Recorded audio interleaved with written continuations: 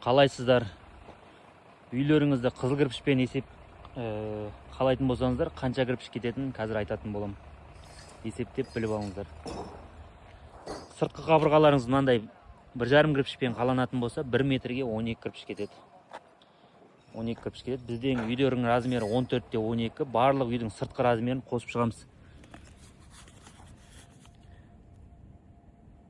14 қосу 12 қосу 14 қосу 12.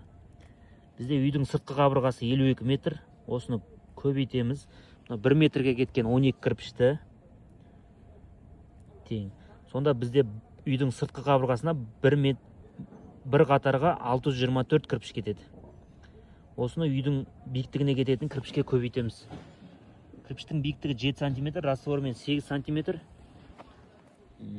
8 см. 37 қатар қалайтын болсақ, бізде үйдің биіктігі болады 3 метр, 2,96 болады. 37 қатар жеткілікті бізге. 624 бана бір қатарға кеткен кірпішті көбейтеміз 37 қатарға тең. Үйдің сыртқы қабырғасына 23.088 кірпіш кетті. Осыдан терезелердің размерін дәл осындай есептеп алып тастайтын боласыздар. Мысалға, терезенің ұзындығы 1,5 метр дейік. 1,5 метр. 1 метрге 12 кірпіш кетсе, 1,5 метрге 18 кірпіш кетеді. 18 көбейту биіктігі 8 сантиметрден 20 қатар болсақ, 1,60 болады терезенің биіктігі. Көбейтеміз 20 қатарға.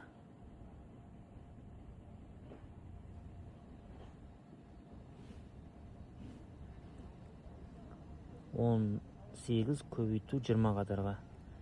Бір терезеге 360 кірпіш кетеді. Бізде сондайда мысалға 5 терезе дейік. 5 терезе дейік, көбейтеміз 5 терезеге. 1800 кірпіш, бағана 23.000 кірпіштен 1800 кірпішті алып тастаймыз. Сонда сыртқы қабырғаға қанша кірпіш кететіні шығады бізде. Ішкі қабырғаға 1 метрге 8 кірпіш кететін болады. Осындай бір кірпіш қалайтын болсаңыз, ішкі қабырғаға 1 метрге 8 кірпіш кететін болады. Ішкі дуалдардың размерін бәрін қосып шығамыз. Мысалға, мына жер 14, мына жерде мысалға тағы да 12, мына жерде 4 метр. Сол қабырғалардың бәрін қосып шығатын боламыз. 14, қосу 14, қосу 12, қосу 4 метр, қосу 6 метр. Бізде 50 метр ішкі қабырға. Тең. Көбейтеміз. 1 метрге кеткен 8 кірпішке. Тең. Бізде бір қатарға 400 кірпіш кетті. 400 кірпіш кетті. Енді осыны көбейтеміз бағанағы 37 қатарға. Тең. Ішкі қабырғаларымызға 14.800 кірпіш кетеді екен. Осыдан есіктердің размерін алып тастаймыз. Есіктердің ені 1 метр болатын болса, биіктігі 25 кірпішті көбейтеміз 8 қатарға. 2 метр болады. 8 көбейту 25 қатарға. Бір есікке 200 кірпіш кетеді екен.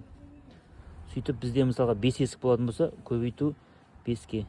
Содан 1000 кірпішті алып тастаймыз бағана 18500-ден.